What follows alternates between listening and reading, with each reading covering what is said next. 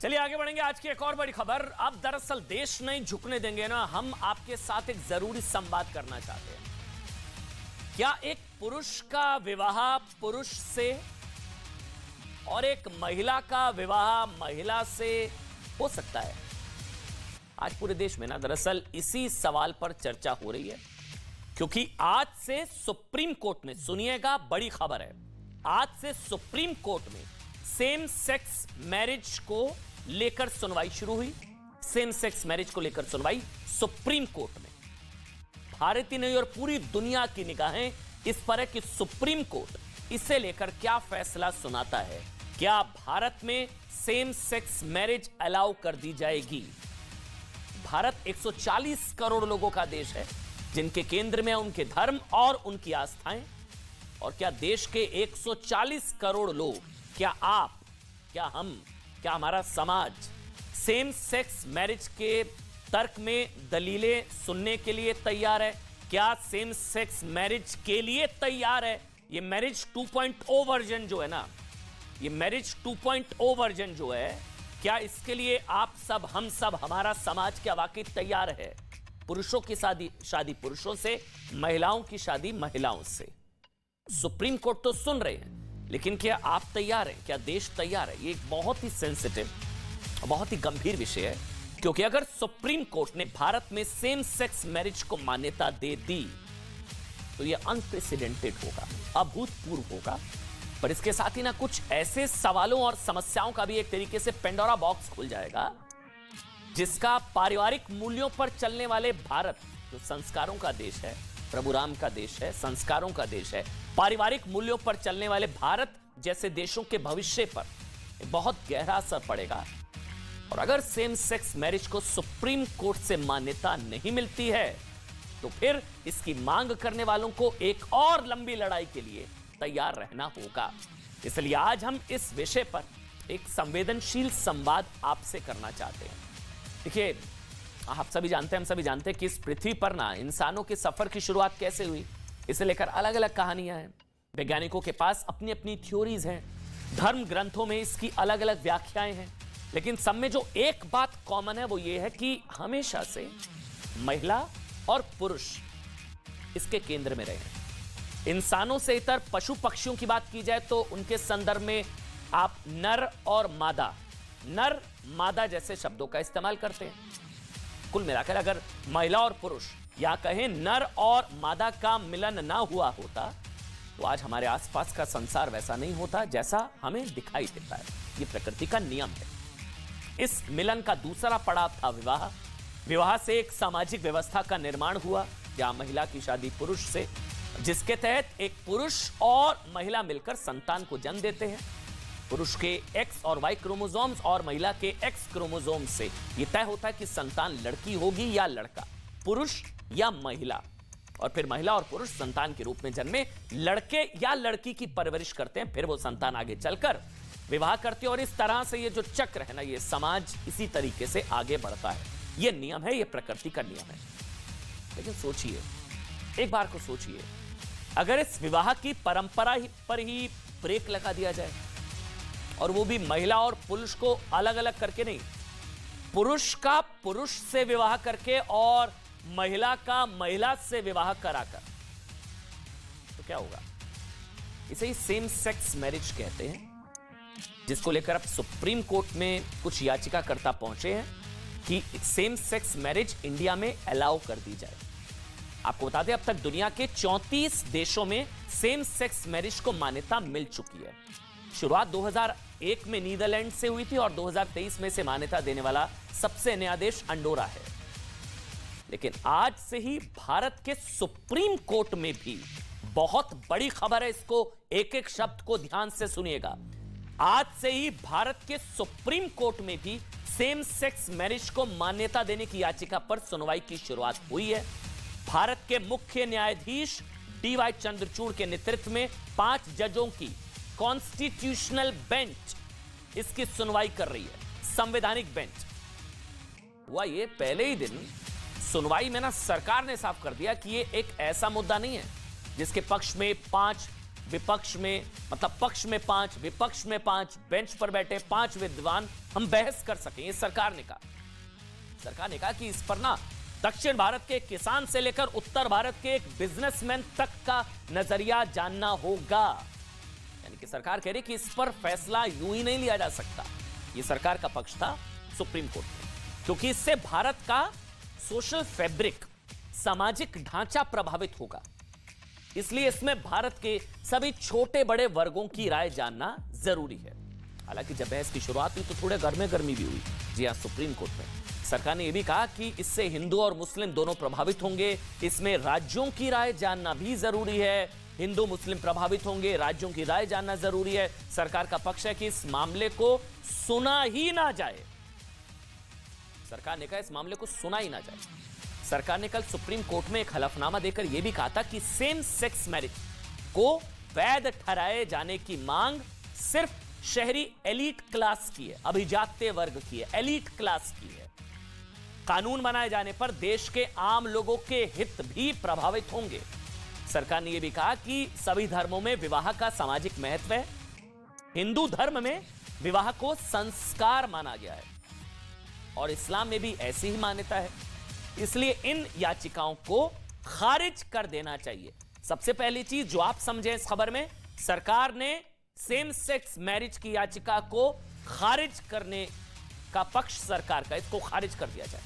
मैंने कहा ना, थोड़ी गर्मा गर्मी भी ये हुई कि सरकार ने यह भी दलील दे दी कि कानून बनाने का काम तो संसद का है, कोर्ट को इससे दूर रहना चाहिए। सरकार ने कहा केंद्र ने एक तरीके से समझे याचिकाओं की वैधता स्वीकार्यता पर ही सवाल खड़े करते हुए कहा कि मामला जो है ना सेम सेक्स मैरिज वाला, ये पूरी तरीके से विधायिका के क्षेत्र में आता है। मतलब कानून हम बनाएंगे, विधायिका के क्षेत्र में आता है। जिस पर सीजीआई ने कहा, फिर चीफ जस्टिस ऑफ इंडिया ने कहा कि पहले फिर भी वो याचिकाकर्ताओं को सुनना चाहेंगे। जिस पर फिर सॉलिसिटर जनरल सरकार ने कहा कि उनकी दलील सिर्फ इतनी है कि इस मुद्दे को कौन सा संवैधानिक फोरम सुन सकता है, कौन सा नहीं। जिस पर सीजीआई ने फिर क्या कहा सुनिए। उन्होंने कहा कि वो इस कोर्ट के इंचार्ज हैं, वो ये फैसला लेंगे। इस अदालत में सुनवाई की प्रक्रिया कैसे चलेगी ये बताने की अनुमति किसी को नहीं देंगे वो, सीजीआई। ये कोर्ट में क्या हुआ मैंने आपको बताया। Supreme court same sex marriage को वैध ठहराए जाने की 15 याचिकाओं पर एक साथ सुनवाई कर रहा है। इस सुनवाई में मुख्य तौर पर 3 पक्ष शामिल हैं। पहले हैं वो याचिकाकर्ता जो चाहते हैं कि सेम सेक्स मैरिज को वैध ठहराया जाए, इंडिया में इसको लीगलाइज सेम सेक्स मैरिज हो। दूसरी है सरकार जो चाहती है कि इसका फैसला कोर्ट में नहीं संसद में हो, क्योंकि कानून बनाने का अधिकार संसद के पास है। तो तीसरा पक्ष है जमीयत उलेमाए हिंद। जमीयत उलेमा हिंद भी इसके विरोध में है। मतलब शायद संभवतः पहली बार है कि जमीयत उलेमा हिंद और सरकार, मतलब यहां एक तरफ है इस मामले में। कम से कम जमीयत उलेमा हिंद भी इसके विरोध में है, सेम सेक्स मैरिज नहीं। और उनका प्रतिनिधित्व कौन कर रहे हैं? समाजवादी पार्टी के वरिष्ठ नेता और वरिष्ठ वकील कपिल सिब्बल। कपिल सिब्बल का भी कहना है कि सेम सेक्स मैरिज पर फैसला पर्सनल लॉज पर असर डालेगा। सरकार कह रही है नहीं, जमीयत उलेमा हिंद की तरफ से कपिल सिब्बल कह रहे हैं नहीं, क्योंकि इससे पर्सनल लॉज पर असर पड़ेगा। इसलिए कोर्ट को या तो इसे लेकर कुछ भी नहीं बदलना चाहिए, या वो कह रहे हैं सब कुछ बदलने देना चाहिए। दरअसल ना उन्होंने एक बहुत ही दिलचस्प दलील दी। क्या कहा कपिल सिब्बल ने?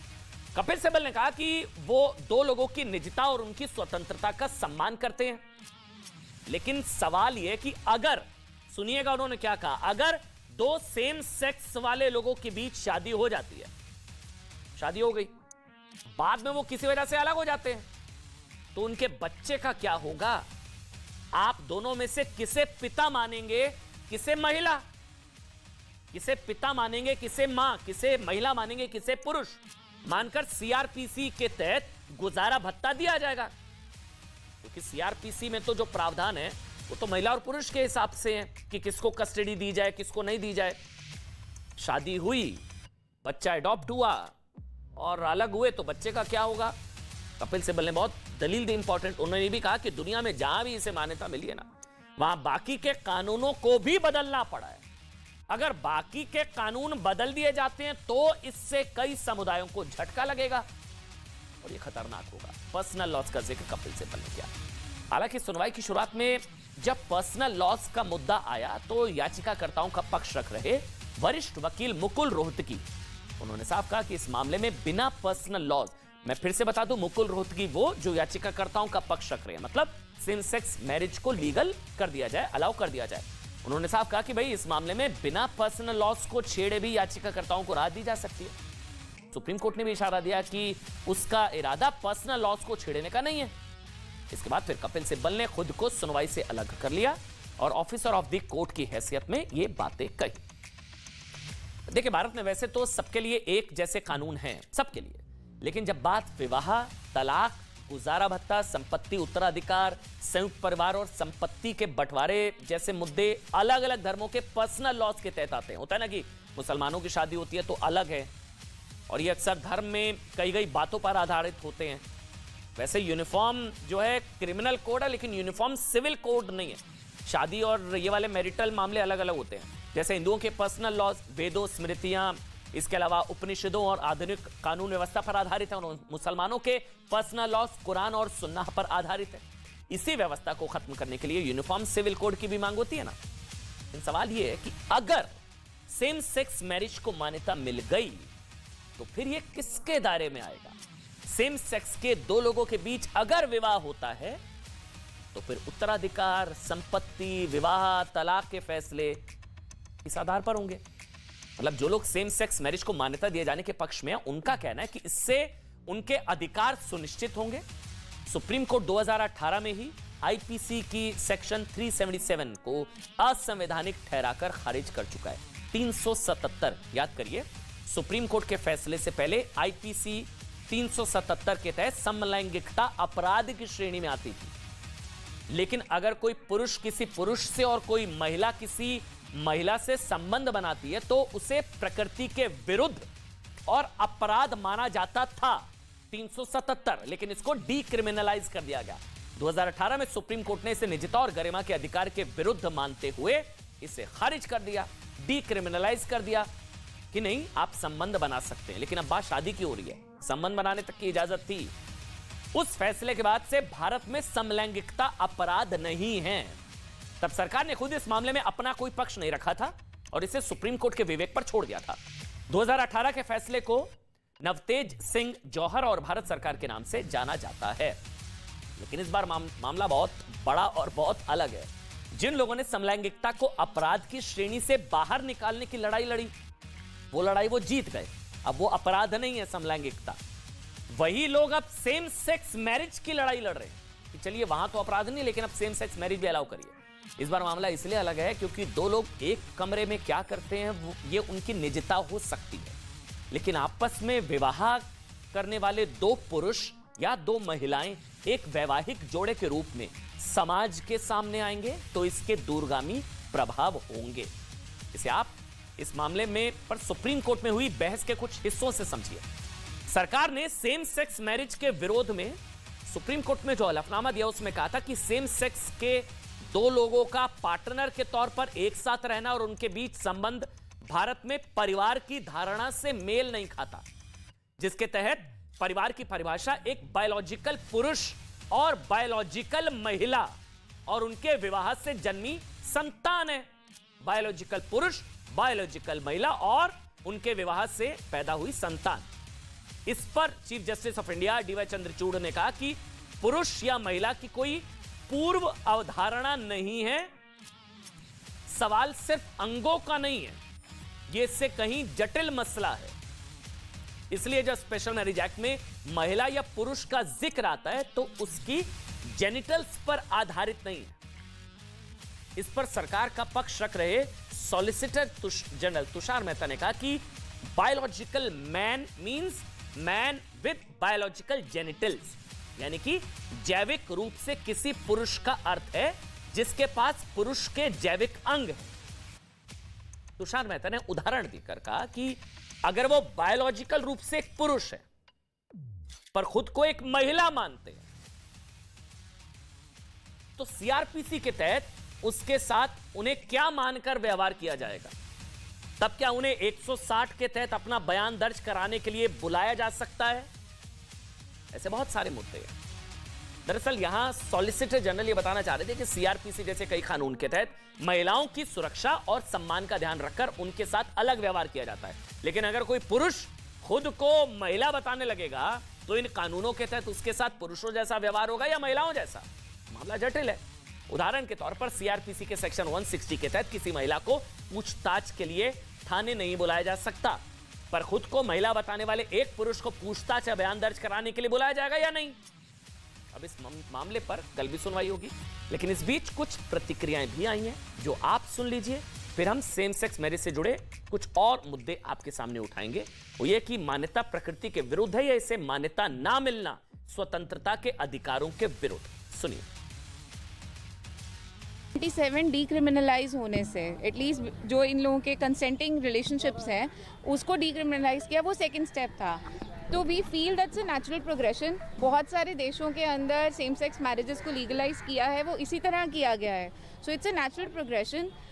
जजेस से we have high hopes and expectations. Obviously we are hopeful कि कुछ ना कुछ इसके अंदर राइट्स क्रिएट किए जाएंगे, चाहे वो सिविल यूनियन के फॉर्म में किए जाएं, चाहे स्पेशल मैरिज एक्ट में कॉन्फर किया जाए, या ओवरऑल फुल स्पेक्ट्रम राइट्स दिए जाएं। जो विवाह हमारे सब धर्मों में, सब जाति, क्षेत्र, भाषा, संप्रदाय में विवाह एक पवित्र कार्य है। इस समलैंगिकता के विषय के द्वारा विवाह जैसे पवित्र कार्य को डिस्ट्रॉय कर दिया जाएगा। मूल अधिकारों का इतना प्रयोग कीजिए कि आपकी संस्कृति, सभ्यता, हमारे देश की जो संवैधानिक संस्थाएं हैं उनके आधार पर भी ये ना हो कि सारा विवाह का सिस्टम ही खत्म हो जाए। जब हम वसुधैव कुटुंबकम की बात करते हैं तो दुनिया के कई देशों में समलैंगिकता को अभी भी अपराध की श्रेणी में रखा गया है।